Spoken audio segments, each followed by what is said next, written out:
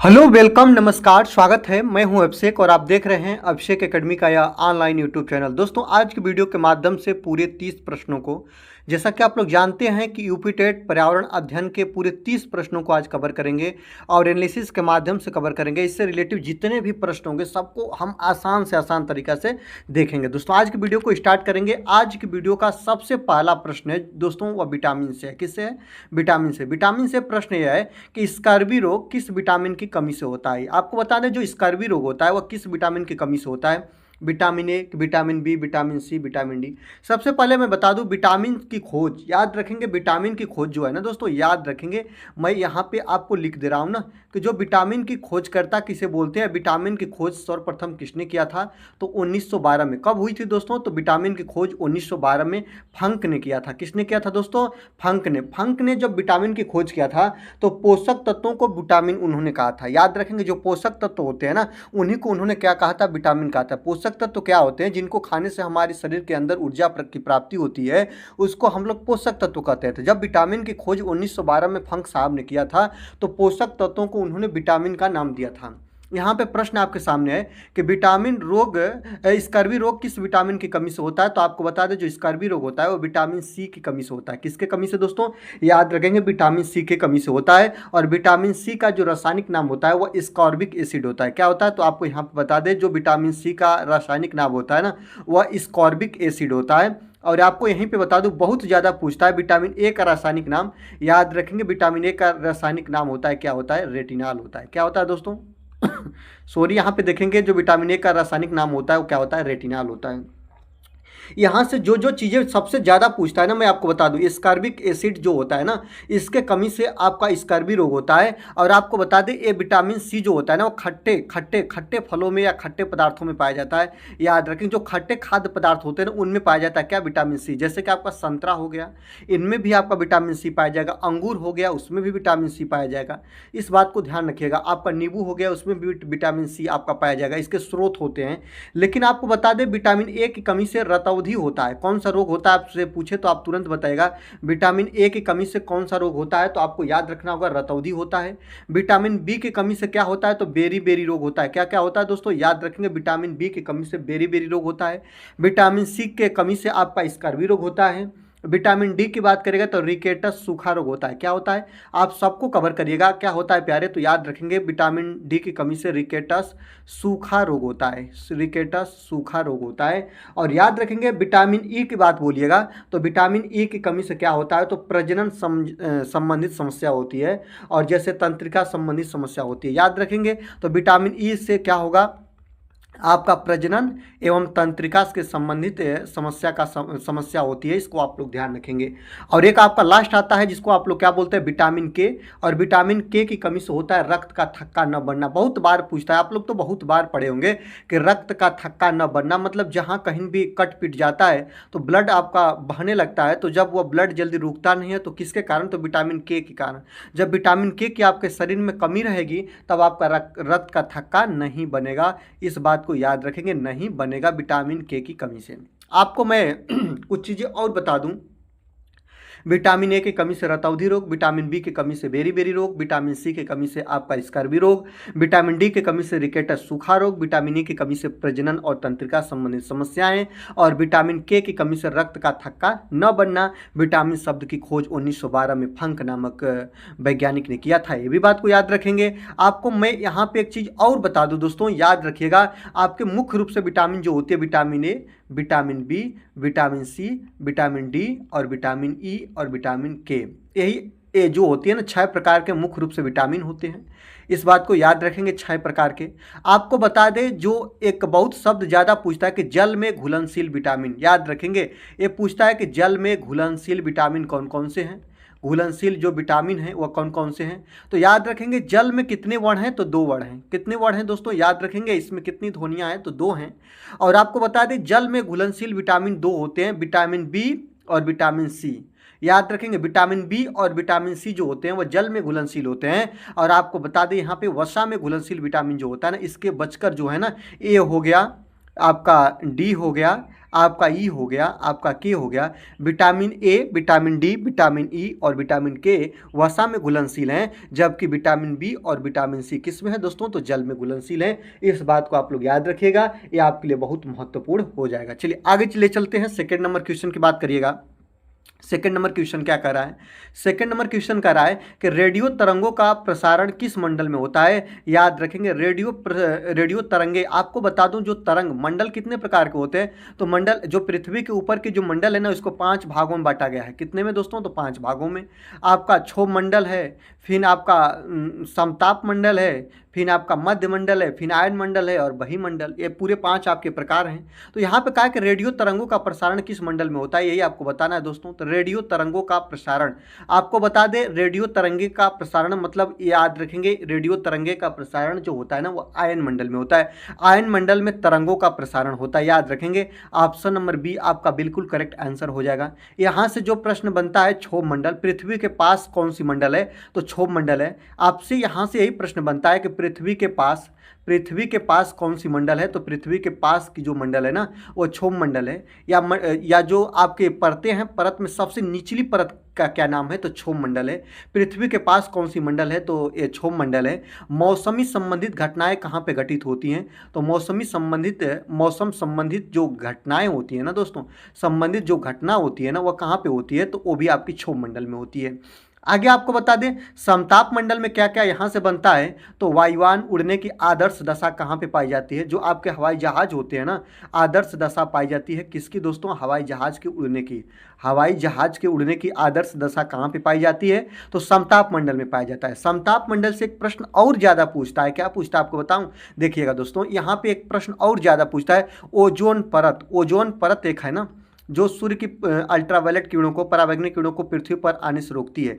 Ozone परत किस मंडल का हिस्सा है? बहुत ज़्यादा पूछता है। तो ओजोन परत समताप मंडल में पाई जाती है, ये भी आप लोग याद रखिएगा, ठीक है। आयन मंडल आप लोग देख ही लिए। आपको बता दें, सबसे ज़्यादा एक प्रश्न और बनता है कि ठंडी परत किसे बोलते हैं? तो याद रखेंगे, ठंडी परत के नाम से हम लोग मध्य मंडल को ठंडी परत के नाम से जानते हैं। इस बात को याद रखिएगा। रेडियो तरंगे कहाँ पे चलती है? तो आयन मंडल में चलती है। ऑप्शन और प्रश्न आप लोग इसको ध्यान से देखते रहिएगा। वीडियो अच्छी लग रही है तो आप प्यारे, एक ही आपसे मेरा रिक्वेस्ट रहता है कि आप लोग वीडियो को जरूर से जरूर लाइक करिएगा, क्योंकि आपका एक लाइक मुझे 1000 वीडियो बनाने के लिए मोटिवेट करता है। और मेरी हर वीडियो आपके तैयारी के दृष्टि से बहुत महत्वपूर्ण होती है। जब आप लोग यूपी टेट के एग्जाम में बैठिएगा, जब आपके सामने प्रश्न होंगे, तो आप देखिएगा कि जो भी चीज़ें रहेगा ना, आपके इस क्लास से ही आएगा। जो भी क्लासें होती हैं वह इंपॉर्टेंट क्लासें होती हैं, इसलिए आप लोग चैनल को सब्सक्राइब करके बेल आइकन को प्रेस कर लीजिए, क्योंकि कोई भी क्लास आपसे मिस ना होने पाए। चलिए आगे देखते हैं, खाद्य श्रृंखला का उच्च कोटि का उपभोक्ता क्या होता है? आपको खाद्य श्रृंखला में सबसे ज़्यादा क्या चीज़ें देखनी है, मैं आपको बता दूं। सबसे ज़्यादा जो चीज़ें हैं ना, स्वपोषी, याद रखेंगे। एक होता है स्वपोषी और एक होता है परपोषी, याद रखेंगे। खाद्य श्रृंखला में जो स्वपोषी, चाहे जो भी कोई हो, जीव हो, जंतु हो, पेड़ पौधे हों, पशु हों, चाहे जो भी कोई हो, याद रखेंगे। तो स्वपोषी वे कहलाते हैं जो अपना भोजन स्वयं बनाते हैं, याद रखेंगे। स्वपोषी वे कहलाते हैं जो अपना भोजन स्वयं बनाते हैं, याद रखेंगे। स्वपोषी, स्व का मतलब स्वयं और पोषण का मतलब जो अपना पालन पोषण करता हो। जैसे स्वपोषी में कौन आएगा? तो पेड़ पौधे किसके एग्जाम्पल हैं? तो स्वपोषी के एग्जाम्पल हैं, इसको आप ध्यान रखिएगा। परपोषी की बात करें तो वह, याद रखेंगे, परपोषी के अंतर्गत वे जीव जंतु आएंगे ना जो अपने भोजन के लिए दूसरे पर आश्रित रहेंगे, याद रखेंगे। ये जो होते हैं ना, अपने भोजन के लिए क्या करते हैं दोस्तों? दूसरे पर आश्रित रहते हैं, इन्हें हम लोग परपोषी बोलते हैं, याद रखेंगे। यहीं पे मैं आपको एक चीज और बता दूं, अगर आप लोग इसको ध्यान तरीके से देखेंगे तो आपको बता दूं, इसको स्वपोषी और परपोषी के साथ साथ आपको एक चीज यहीं पे क्लियर कराऊं। एक होता है सजीव और एक होता है निर्जीव। सब लोग इसको जानते ही होंगे। सजीव वे होते हैं ना जो जिनके अंदर जीवन पाया जाता है, जो उत्सर्जन प्रजनन की क्रिया करते हैं, उन्हें हम सजीव बोलते हैं। और याद रखेंगे, जो उत्सर्जन प्रजनन की क्रियाएं नहीं करते, जिनके अंदर जीवन नहीं पाया जाता, उन्हें हम लोग क्या बोलते हैं? निर्जीव बोलते हैं। सजीव निर्जीव को आप लोग आशा करते हैं सीख गए होंगे। आपको मैं यहीं पे एक चीज़ और बता रहा हूँ। एक होता है, बहुत ज़्यादा पूछता है, उत्पादक, और एक पूछता है उपभोक्ता, और एक पूछता है अपघटक। मैं आपको बता रहा हूँ, ध्यान से देखिएगा। यहीं पे आपका चैप्टर भी क्लियर हो जाएगा। उत्पादक जो होता है ना, याद रखेंगे, यहाँ पे देखेंगे दोस्तों, जो उत्पादक होता है ना, वह पेड़ पौधे होते हैं या वे जीव जंतु जो भोजन का उत्पादन करते हैं ना, उसे हम लोग उत्पादक बोलते हैं, याद रखेंगे। जैसे कि आपके पेड़ पौधे हो गए, ये क्या है दोस्तों, पेड़ ही पौधे को हम सबसे ज़्यादा एग्जाम्पल मानते हैं कि पेड़ पौधे किसके दृष्टि में आते हैं, तो उत्पादक के दृष्टि में आते हैं। उपभोक्ता, उपभोक्ता जो होते हैं ना वह उत्पादक पर डिपेंड करते हैं। जो पेड़ पौधे होते हैं जैसे आपके धान गेहूं, ये सब पेड़ पौधे में आएगा, जितने भी फल के पेड़ पौधे हैं सब पेड़ पौधे के अंतर्गत आएगा। तो जो उपभोक्ता होते हैं ना वह उत्पादक पर डिपेंड करते हैं। जो उत्पादक उत्पादन करता है उसी को उपभोक्ता क्या करता है दोस्तों, उसको निवारण करता है, भोजन के रूप में उसी को खाता है। आपको मैं चीज़ें बता दूं, सबसे ज़्यादा एग्जाम में पूछता है कि उपभोक्ता कितने प्रकार के होते हैं, तो उपभोक्ता 3 प्रकार के होते हैं। एक होता है आपका प्राथमिक उपभोक्ता, एक होता है आपका द्वितीयक उपभोक्ता, और एक होता है आपका प्यारे तृतीयक उपभोक्ता। चीज़ों को ध्यान रखिएगा। और मैं अभी प्राथमिक द्वितीयक तृतीयक को बताऊंगा, लेकिन यहाँ पे सबसे पहले बता दूं अपघटक को। अपघटक क्या होते हैं, तो जो उत्पादक होते हैं इसको भी, और जो उपभोक्ता होते हैं इसको भी, चाहे वह प्राथमिक हो, चाहे द्वितीयक हो, चाहे तृतीयक हो, इनके मर जाने के बाद या इनकी मृत्यु हो जाने के बाद या इनकी डेथ हो जाने के बाद या इनका जीवन समाप्त हो जाने के बाद अपघटक उसे मिट्टी में मिलाने का काम करते हैं। किसमें दोस्तों, याद रखेंगे, मिट्टी में मिलाने का काम करते हैं। अपघटक का कार्य क्या है, तो मिट्टी में मिलाना। किसको मिलाना, तो उत्पादक और उपभोक्ता को, याद रखिएगा।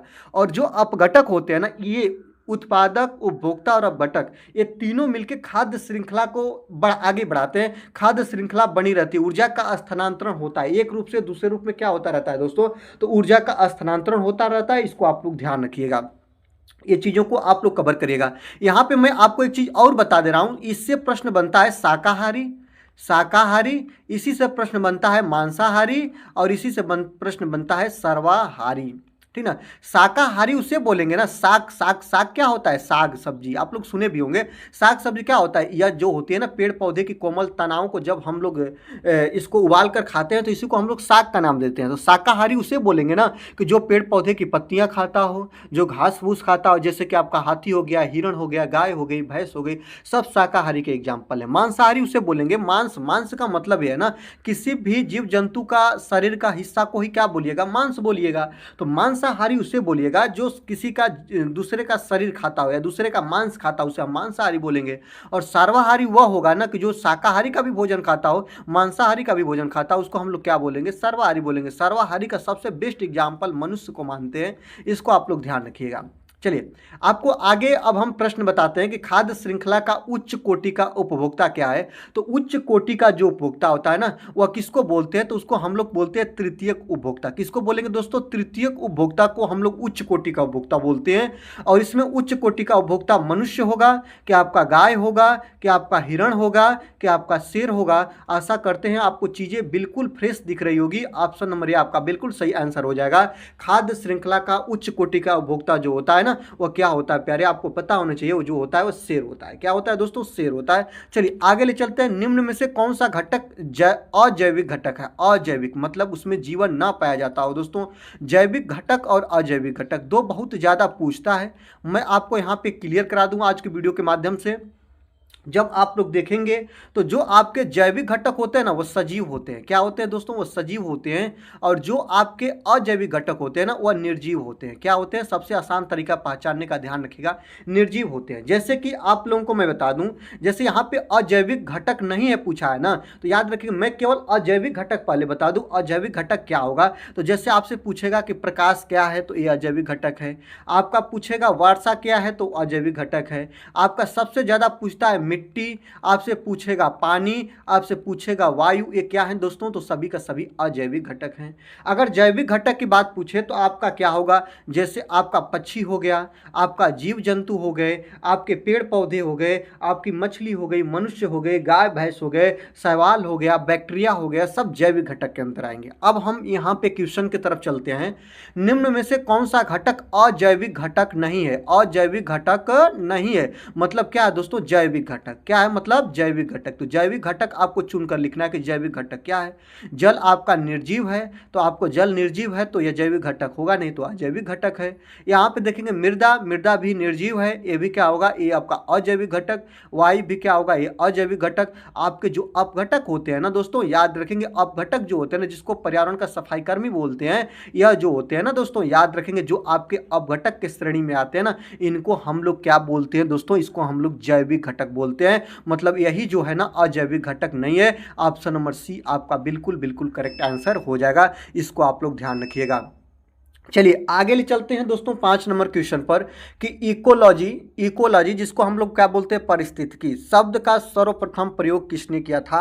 आपको यही बताना है दोस्तों कि जो आपका इकोलॉजी है जिसको पारिस्थितिकी हिंदी में बोलते हैं, इस शब्द का सर्वप्रथम प्रयोग किसने किया था। आपको पता होना चाहिए इस शब्द का प्रयोग आपके 1866 में। कब दोस्तों, तो 1866 में अर्नेस्ट हैकले ने किया था। कब किसने किया था दोस्तों, तो अर्नेस्ट हैकल ने किया था 1866 में। इस बात को आप लोग याद रखेंगे। मैं आपको यहीं पे एक चीज और आपको क्लियर करा दूं, याद रखेंगे पारिस्थितिकी तंत्र। अगर आपसे पूछे ना, याद रखिएगा इस चीज को, ध्यान रखिएगा कि जो आपका अगर पूछे कि पारिस्थितिकी तंत्र शब्द का सर्वप्रथम प्रयोग किसने किया था, अगर ऐसा पूछे तो आप तुरंत बताइएगा टेंसले ने किया था। अगर आपसे केवल पारिस्थितिकी शब्द पूछे तो इसका प्रयोग अर्नेस्ट हैकले ने किया था 1866 में। इस बात को आप लोग याद रखेंगे। दोनों चीज़ों को ध्यान रखिएगा, पारिस्थितिकी तंत्र पूछे तो टेंसले, और आपका पारिस्थितिकी शब्द बस केवल पूछे, इकोलॉजी पूछे तो आप लोग याद रखेंगे अर्नेस्ट हैकल। इस बात को ध्यान रखिएगा। आगे देखते हैं दोस्तों, अगर बात पूछे कि लिंडेमान ने क्या नियम दिया था या किससे संबंध रखते हैं, तो आपको बता दें ऊर्जा का 10% का नियम। याद रखिएगा, मैं यहाँ पे लिख भी दे रहा हूँ दोस्तों। आपसे कहीं भी पूछे कि ऊर्जा का 10% का नियम, 10% का नियम किसने प्रतिपादित किया था, तो याद रखिएगा तुरंत बताइएगा कि ऊर्जा का 10% का नियम जो प्रतिपादित करने वाले वैज्ञानिक हैं उनका नाम है दोस्तों लिंडेमान। उनका कहना था कि जब खाद्य श्रृंखला में एक जीव दूसरे जीव को खाता है या एक दूसरे से ऊर्जा प्राप्त करता है तो पूरी 100% ऊर्जा में केवल 10% ऊर्जा का स्थानांतरण होता है। यही है दोस्तों ऊर्जा का 10% का नियम, जो किसने दिया था, तो लिंडेमान ने दिया था। उनका कहना था कि जैसे मान लीजिए कोई जैसे मान लीजिए हिरण है, हिरण को अगर शेर खा रहा है ना, तो हिरण से शेर में केवल 10% ऊर्जा का स्थानांतरण होगा। ये बताने वाले जो वैज्ञानिक है वह लिंडेमान है। इसको आप लोग याद रखेंगे। लीवेनहॉक के बारे में बात पूछे आप तुरंत बताइएगा दोस्तों। लीवेनहॉक जो है जीवित कोशिका की खोज किए थे, इस बात को याद रखेंगे। जीवित कोशिका की खोज किसने किया था, तो लीवेनहॉक ने किया था। इस बात को याद रखेंगे, जीवित कोशिका की खोज आप लोग याद रखेंगे। यहाँ पे लिख भी दे रहा हूँ, जीवित कोशिका की खोज किसने किया, लीवेनहॉक ने किया। दोस्तों वीडियो अच्छी लग रही है तो लाइक करिएगा, क्योंकि एक वीडियो बनाने के लिए बहुत ज़्यादा मेहनत करना पड़ता है दोस्तों, टाइपिंग से लेकर पब्लिक करने तक। तो आप लोग वीडियो को लाइक जरूर करिएगा। लाइक करने से मुझे बहुत मोटिवेशनल की प्राप्ति होती है और आपको इसी से रिलेटिव वीडियो मिलती रहती है दोस्तों। चलिए आगे देखते हैं। 6 नंबर की बात करिएगा दोस्तों कि निम्न में से कौन सा इकोसिस्टम मानव निर्मित है। याद रखेंगे इकोसिस्टम, जो याद रखेंगे इकोसिस्टम इनमें से कौन है दोस्तों, मानव निर्मित है। समुद्र को मनुष्य ने बनाया कि नदी को बनाया कि बगीचा को बनाया कि वन को बनाया। आपको पता है दोस्तों बगीचा किसके द्वारा तैयार किया जाता है, तो मनुष्य के द्वारा। तो ये इकोसिस्टम जो है ना वो मानव निर्मित है। ऑप्शन नंबर सी आपका बिल्कुल करेक्ट हो जाएगा। असत्य कथन को पहचानिए, गलत कथन को पहचानना है। आप गलत कथन को कैसे पहचानेंगे, हरे पेड़ पौधे उत्पादक होते हैं, बिल्कुल सही बात है दोस्तों। ए परपोषी होते हैं, मतलब हरे पेड़ पौधे परपोषी होते हैं, नहीं दोस्तों, ये जो होते हैं ना स्वपोषी होते हैं। इस बात को आपको याद रखना होगा, ये चीज़ें गलत है दोस्तों, याद रखिएगा। ये वातावरण से CO2 लेकर ऑक्सीजन प्रदान करते हैं, बिल्कुल दोस्तों याद रखेंगे, ये भी बात सही है दोस्तों। शैवाल और कवक का सहजीवन लाइकेन है, बिल्कुल बिल्कुल ये भी करेक्ट आंसर है। तो इस गलत कथन को पहचानना है तो यही है दोस्तों, पेड़ पौधे परपोषी होते हैं, नहीं दोस्तों, पेड़ पौधे जो होते हैं स्वपोषी होते हैं, अपना भोजन स्वयं बनाते हैं। इसलिए ऑप्शन नंबर बी आपका बिल्कुल करेक्ट आंसर हो जाएगा। इस बात को आप ध्यान रखिएगा। आगे देखते हैं कि निम्न में से कौन मृतोपजीवी है। याद रखेंगे मृतोपजीवी कौन होते हैं, मतलब मृतक का जो भोजन खाए उसी को मृतक जीवी बोलते हैं या मृतक भक्षी बोलते हैं। याद रखेंगे मृतक भक्षी, कहीं कहीं ये भी शब्द आपको लिखा हुआ मिल जाएगा कि मृतक भक्षी किसे बोलते हैं, तो जो मृत जीव जंतुओं के शरीर का भक्षण करता हो उसको हम लोग क्या बोलते हैं, अपघटक। जो पर्यावरण का सफाई कर्मी भी हो इसे बोलते हैं आमतौर भाषा पर। ऑप्शन नंबर सी आपका बिल्कुल करेक्ट आंसर हो जाएगा। आगे देखते हैं ऊर्जा का पिरामिड सदैव कैसा होता है। 9 नंबर का क्वेश्चन आप बताइएगा, बहुत महत्वपूर्ण प्रश्न है दोस्तों कि ऊर्जा का पिरामिड कैसा होता है। आप बताएंगे दोस्तों ऊर्जा का पिरामिड उल्टा होता है कि सीधा होता है कि ए बी दोनों होगा। ना तो ए होगा ना तो बी होगा। आपको बता दें ऊर्जा का पिरामिड जो होता है दोस्तों वो सीधा होता है। कैसा होता है दोस्तों, याद रखेंगे सीधा होता है। और याद रखेंगे ऊर्जा का 10% का नियम किसने दिया था, तो लिंडेमान ने दिया था। ये तो आपको बार बार मैं बता रहा हूँ किसने दिया था दोस्तों, तो लिंडेमान ने दिया था। इस बात को आप लोग याद रखेंगे। ऊर्जा एक रूप से दूसरे रूप में हस्तांतरित होती है, ऊर्जा कभी खत्म नहीं होती है या ऊर्जा कभी क्षय नहीं होती है। आपको मैंने तो बताया ना कि ऊर्जा एक दूसरे से एक सीधी रेखाओं में चलती है, एक दृश्य होती है। आपको यहाँ पे पता है ना कि यहाँ पे हरे पेड़ पौधे होते हैं। कौन होता है दोस्तों, हरे पेड़ पौधे होते हैं। हरे पेड़ पौधे को कौन खाता है, तो प्राथमिक उपभोक्ता खाता है। कौन खाता है दोस्तों, तो प्राथमिक उपभोक्ता। प्राथमिक को कौन खाएगा, द्वितीय खाएगा। कौन खाएगा दोस्तों, द्वितीय खाएगा। अब द्वितीय को कौन खाएगा, तो यहाँ पे देखिएगा तृतीय खाएगा। और इसके बाद लास्ट में आपका क्या होता है दोस्तों, अपघटक होता है। क्या होता है दोस्तों, अपघटक होता है। ऐसा भी पूछ दे कि ऊर्जा के पिरामिड पर सबसे शीर्ष स्थान पर कौन होता है, तो याद रखेंगे सबसे शीर्ष स्थान पर अपघटक होता है और सबसे निचले स्थान पर क्या होता है, हरे पेड़ पौधे या उत्पादक होते हैं। यहाँ से कई प्रश्न बन सकते हैं, तो आप इस तरीकों को याद रखेंगे। शीर्ष स्थान पर किसका स्थान नाम है, अपघटक का। और यहाँ पे क्या कौन है दोस्तों, तो याद रखेंगे इस यहाँ पे आपका उत्पादक क्या है प्यारे, तो आपका उत्पादक। इसको आप ध्यान रखिएगा। चलिए आगे ले चलते हैं। 10 नंबर की बात करेंगे। निम्न में से कौन सी फसल रबी की फसल नहीं है। आपको बता दें फसलों को या उनके उगाने के आधार पर या उनके मौसमी जलवायु के आधार पर 3 भागों में बांट देते हैं।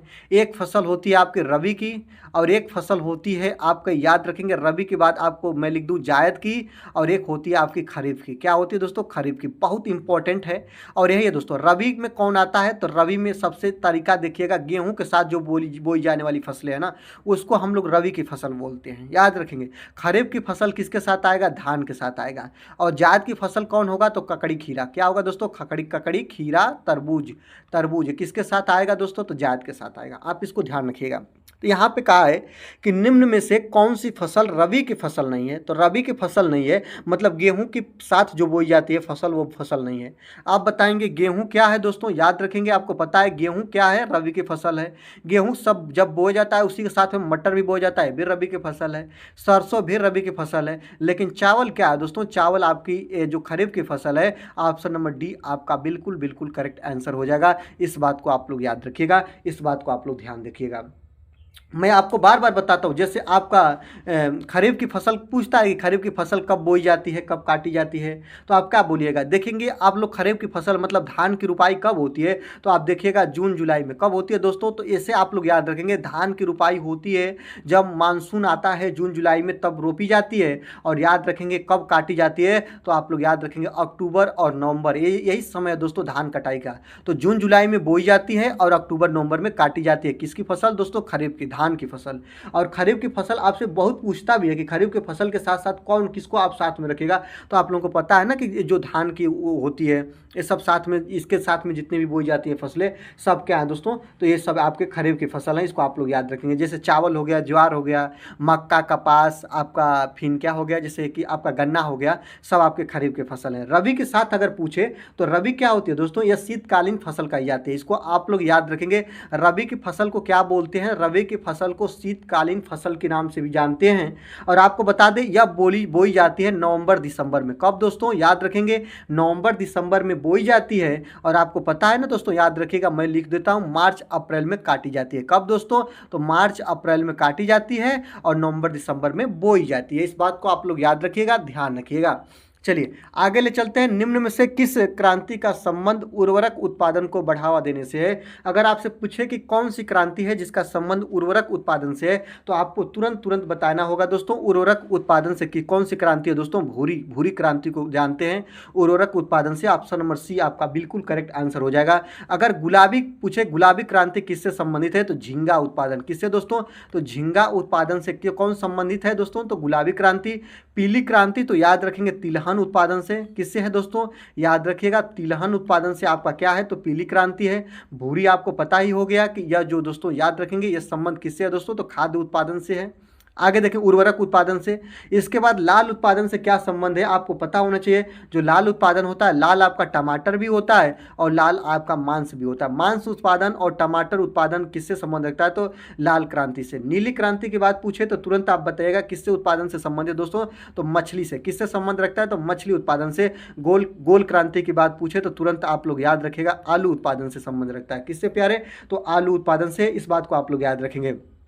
यहीं पे मैं बता दूं, काला सोना किसे बोलते हैं? अगर आपसे कहीं पूछे कि काला सोना किसे बोला जाता है तो याद रखेंगे कोयला उत्पादन या कोयला कोयला को बोला जाता है काला सोना, या कोयला उत्पादन से संबंध रखता है, काला सोना इसे बोलते हैं। याद रखेंगे आपसे कहीं पूछे हरा सोना किसे बोलते हैं तो याद रखेंगे यह वृक्षों की एक झाड़ी है जिसको हम लोग बांस का नाम देते हैं। बांस को क्या बोलते हैं? हरा सोना का नाम देते हैं। अगर सफ़ेद सोना की बात पूछे दोस्तों, सफ़ेद सोना किसे बोलते हैं तो आप तुरंत बोलिएगा कपास को क्या बोलते हैं? सफ़ेद सोना बोलते हैं। कपास को सफ़ेद सोना, बांस को हरा सोना, और याद रखेंगे कोयला को काला सोना। गुलाबी क्रांति झींगा उत्पादन से, पीली क्रांति तिलहन उत्पादन से, भूरी क्रांति जो है दोस्तों उर्वरक उत्पादन से, लाल क्रांति टमाटर और मांस उत्पादन से, नीली क्रांति मछली उत्पादन से, गोल क्रांति आपका आलू उत्पादन से है। इसको आप लोग याद रखिएगा। चलिए आगे देखते हैं, जैव विविधता का जनक किसे कहते हैं? आपको बहुत महत्वपूर्ण प्रश्न है दोस्तों, याद रखेंगे जैव विविधता का जो जनक है वह कौन है, यही आपको बता दो दोस्तों। याद रखेंगे, आपको मैं दो चीज़ें यहाँ पे बता रहा हूँ। पहली बार याद रखेंगे, पहली बार जो जैव विविधता शब्द का प्रयोग किसने किया था? अगर आपसे पूछे कि पहली बार, याद रखेंगे पहली बार इसका प्रयोग जैव विविधता का शब्द का प्रयोग, पहली बार जैव विविधता शब्द का प्रयोग मैं लिख रहा हूँ दोस्तों। जैव विविधता शब्द का प्रयोग पूछे तो ग्राहम रोजेन थे। कौन थे दोस्तों? ग्राहम रोजेन थे। लेकिन याद रखेंगे जैव विविधता की संकल्पना किन्होंने दिया था? याद रखेंगे जैव विविधता का जनक इन्हें कहा जाता है, विल्सन को। किसको कहा जाता है दोस्तों? विल्सन को। ऑप्शन नंबर सी आपका बिल्कुल सही हो जाएगा। ग्राहम रोजेन ने पहली बार जैव विविधता शब्द का प्रयोग किया था, लेकिन विल्सन ने जैव विविधता को सर्वप्रथम पहली बार संपादित किया था। ऑप्शन नंबर सी आपका बिल्कुल करेक्ट आंसर हो जाएगा। आगे देखते हैं, निम्न में से कौन सा जैव विविधता संरक्षण का INSITU स्वस्थानिक तरीका नहीं है? यही आपको बताना है दोस्तों। तो राष्ट्रीय उद्यान, याद रखें कौन सा तरीका नहीं है? राष्ट्रीय उद्यान ये भी है दोस्तों जैव विविधता संरक्षण का। आपका जैव मंडल आरक्षित क्षेत्र ये भी है, वन्य जीव अभ्यारण्य ये भी है, चिड़ियाघर जो है दोस्तों वह जैव विविधता संरक्षण का जो स्थान नहीं है, तरीका नहीं है। ऑप्शन नंबर बी आपका बिल्कुल सही आंसर हो जाएगा। आगे देखते हैं, निम्न में से किस क्रांति का संबंध दुग्ध उत्पादन से? यही आपको बता दो दोस्तों, दुग्ध उत्पादन किससे संबंधित है? श्वेत क्रांति से। श्वेत क्रांति का संबंध किससे है? तो दुग्ध उत्पादन से है। अमृत क्रांति का संबंध है दोस्तों, याद रखेंगे नदियों को जोड़ने से। किससे है दोस्तों? नदियों को जोड़ने से अमृत क्रांति का संबंध है। और याद रखेंगे यहाँ पे आपको बता दें, हरित क्रांति का संबंध आपसे पूछे तुरंत बताइएगा कि जो हरित क्रांति है ना, याद रखेंगे हरित क्रांति का संबंध कैसे है दोस्तों? तो खाद्य उत्पादन से। किससे है दोस्तों? तो खाद्य उत्पादन से है हरित क्रांति का संबंध। MS स्वामीनाथन भारत में इसके प्रणेता कहे जाते हैं। और विश्व की बात करें तो नॉर्मन बोरलॉग कौन है दोस्तों? तो सर्वप्रथम विश्व में बात करिएगा तो नॉर्मन बोरलॉग जो थे हरित क्रांति के प्रणेता कहे जाते थे, लेकिन भारत में MS स्वामीनाथन। और याद रखें हरित क्रांति का उद्देश्य था गेहूं को अधिक से अधिक उत्पादित करना। खाद्य पदार्थों को तो उत्पादन से ही संबंध है ही, लेकिन सबसे ज़्यादा गेहूं उत्पादन में प्राथमिकता देना या इसको प्राथमिकता देना, यही था हरित क्रांति। हरित क्रांति MS स्वामीनाथन खाद्य उत्पादन से है, या फसलों को ज़्यादा से ज़्यादा फसलों के उत्पादन से है। आपका श्वेत क्रांति दुग्ध उत्पादन से। अमृत क्रांति जो है दोस्तों याद रखेंगे यह जो है क्या आपको बता दूँ दोस्तों, क्या नाम है? नदियों को जोड़ने से है। इसको आप ध्यान रखिएगा। आगे देखते हैं, असत्य को पहचानिए, मतलब गलत को पहचानना है। गलत इनमें से क्या है? तो चिपको आंदोलन किससे है दोस्तों? तो पेड़ को कटने से बचाने के लिए उत्तराखंड के चामोली के रेडी गांव से स्टार्ट हुआ था 1973 में। बिल्कुल सही बात है, ये तो गलत होगा नहीं। अपिको आंदोलन की बात कर रहा है दोस्तों। तो अपिको आंदोलन कब हुआ था? आपको बता दें 1983 में। 1983 में। और कहाँ से हुआ था दोस्तों? तो कर्नाटक से। कहाँ से हुआ था दोस्तों? एक कर्नाटक से होता। नर्मदा बचाओ आंदोलन कहाँ से संबंध रखता है? तो मध्य प्रदेश से। कहाँ से दोस्तों? याद रखेंगे नर्मदा बचाओ आंदोलन मध्य प्रदेश से, ये भी बात सही है। शांति घाटी आंदोलन ये कहाँ से संबंधित दोस्तों? तो केरल से। कहाँ से दोस्तों? शांति घाटी जो आंदोलन है या शांति घाटी कहाँ पे, ये भी ध्यान रखिएगा, तो केरल में। तो यहीं पे कहा है दोस्तों कि असत्य कथन को पहचानिए। गलत क्या है? तो अपिको आंदोलन गुजरात से नहीं संबंध रखता है दोस्तों, अपिको आंदोलन आपका कर्नाटक से संबंध रखता है। यही आपका गलत है। ऑप्शन नंबर बी आपका बिल्कुल सही आंसर हो जाएगा। आगे देखेंगे, स्टॉकहोम सम्मेलन कब हुआ था? आपको बता दें 16 नंबर क्वेश्चन को ध्यान रखिएगा। मानव पर्यावरण पर संयुक्त राष्ट्र सम्मेलन हुआ था। याद रखेंगे मानव पर्यावरण के बचाव के लिए संयुक्त राष्ट्र संघ का सम्मेलन हुआ था, और इसी को हम लोग बोलते हैं स्टॉकहोम सम्मेलन। याद रखेंगे। और स्टॉकहोम सम्मेलन कहाँ हुआ था? अगर आपसे पूछे तो तुरंत बताइएगा स्वीडन में। कहाँ हुआ था दोस्तों? याद रखेंगे स्टॉकहोम सम्मेलन जो हुआ था स्वीडन में। कब हुआ था? 1972 में। इस बात को याद रखेंगे, इस चीज को आप लोग याद रखेंगे। इसका अर्थ था सतत विकास करना। याद रखेंगे इसका अर्थ था सतत विकास करना, पर्यावरण की चीजों को संभालना। इसका मुख्य उद्देश्य यही था। स्टॉकहोम सम्मेलन स्वीडन में 1972 में हुआ था, इस बात को आप ध्यान रखेंगे। पृथ्वी सम्मेलन कब हुआ था? 17 नंबर की बात करिएगा दोस्तों, याद रखेंगे पृथ्वी सम्मेलन कब हुआ था। अगर आप लोगों से पूछे तो ब्राजील में। कहाँ हुआ था? तो ब्राजील में हुआ था। कब हुआ था? तो 1992 में। पृथ्वी सम्मेलन 1992 में। और कहाँ हुआ था? तो ब्राजील में। और पृथ्वी दिवस कब मनाते हैं? तो 22 अप्रैल को। कब दोस्तों? याद रखेंगे 22 अप्रैल को क्या मनाते हैं? आप लोग इसको याद रखेंगे, पृथ्वी दिवस के रूप में मनाते हैं। क्या? 22 अप्रैल को क्या मनाते हैं? पृथ्वी दिवस। और पृथ्वी सम्मेलन ब्राजील 1992 शब्द बहुत इंपॉर्टेंट है, इसको आप लोग याद रखिएगा।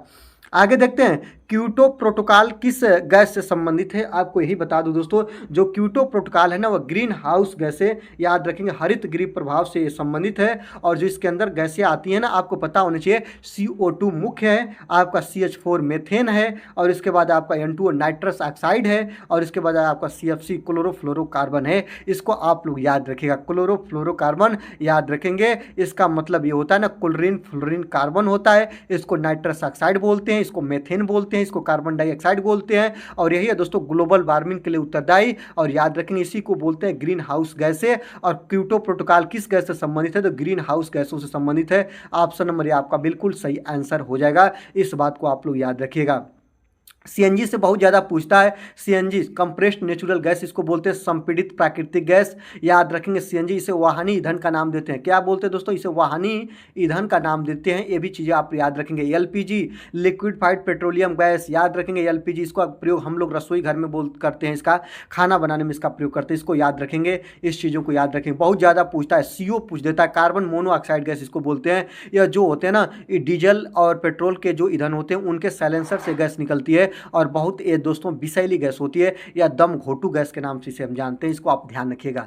आगे देखते हैं, अम्लीय वर्षा के लिए उत्तरदायी गैस कौन सी है? अम्लीय वर्षा के लिए जो उत्तरदायी गैस होती है, अम्लीय वर्षा की पहचान pH पैमाने से करते हैं, pH मान से करते हैं। अम्लीय वर्षा का जो pH मान होता है वह 5.2 से कम होता है। क्या होता है दोस्तों? 5.2 से कम होता है। कहीं कहीं पे 4.2 से 4.4 भी लिखा हुआ मिल जाएगा, इस बात को याद रखेंगे। और जो अम्लीय वर्षा होता है ना, वह सल्फर डाइऑक्साइड गैस इसके लिए उत्तरदायी है, इस बात को याद रखेंगे। इस चीज को आप लोग याद रखेंगे। ऑप्शन नंबर C आपका बिल्कुल बिल्कुल करेक्ट आंसर हो जाएगा, इसको आप लोग ध्यान रखिएगा। अम्लीय वर्षा के लिए जो उत्तरदायी गैस है वह सल्फर डाइऑक्साइड गैस, जो सबसे बेस्ट होती है। अब तो सबको आप ध्यान में नहीं रख के बस सल्फर डाइऑक्साइड को ध्यान रखेंगे, ऐसा नहीं कि आप लोग उपयुक्त सभी के साथ जाएंगे, उपयुक्त सभी आपका नहीं आंसर होगा, इसको आप ध्यान रखिएगा। तो SO2 जिसके लिए आप लोगों का आगरा का ताजमहल का दिन प्रतिदिन रंग धूमिल होना, ये सब इसके एग्जाम्पल हैं। और जितने भी आपकी जो अम्लीय वर्षा होती है ना, अम्लीय वर्षा के माध्यम से जब आपकी पहली वर्षा होती है, तो जो आपका SO2 जो फैक्ट्रियों से निकलता है, जो कि आपके SO2 जो गैस होती है ना, इसका गैस का जब रिसाव होता है, फैक्ट्रियों से जब ये गैसों के रूप में निकलती है, तो ये वायुमंडल के ऊपरी परत में जाकर ऐसे जम जाती है। और जब आपका क्या होता है दोस्तों, वर्षा होती है, तो वर्षा के माध्यम से जब वर्षा की बूंदें इस पर पड़ती है तो यह पृथ्वी पर आती है। और पृथ्वी पर आने के बाद अगर यह जिस जैसे मान लीजिए कि इमारत पर पड़ेगी, मनुष्य के स्किन पर पड़ेगी, तो मनुष्य के स्किन पर पड़ेगी तो स्किन कैंसर फैलाएंगी या स्किन संबंधित समस्या होगी। और इसके बाद जब ये ताजमहल पर पड़ेगी तो उसका रंग उड़ा देती हैं। इस तरह आप लोग इसको ध्यान रखिएगा। आगे देखते हैं, भोपाल गैस त्रासदी कौन सी गैस उत्तरदायी है? बहुत ज़्यादा पूछता है, तो आपको बता दूं, भोपाल गैस त्रासदी जो है ना, इसके लिए उत्तरदायी गैस है दोस्तों मिथाइल आइसोसाइनाइड, MIC से इसको याद रखते हैं। कब हुआ था? आपको अगर एक बात पूछे कि कब हुआ था दोस्तों ये घटना, तो 3 दिसंबर 1984 को हुई थी, मिथाइल आइसोसाइनाइड गैस के रिसाव के लिए। कहाँ पर हुआ था? तो मध्य प्रदेश का भोपाल, याद रखेंगे, मध्य प्रदेश की राजधानी भोपाल में एक फैक्ट्री के रिसाव से हुआ था, अपार जनधन की हानि हुई थी।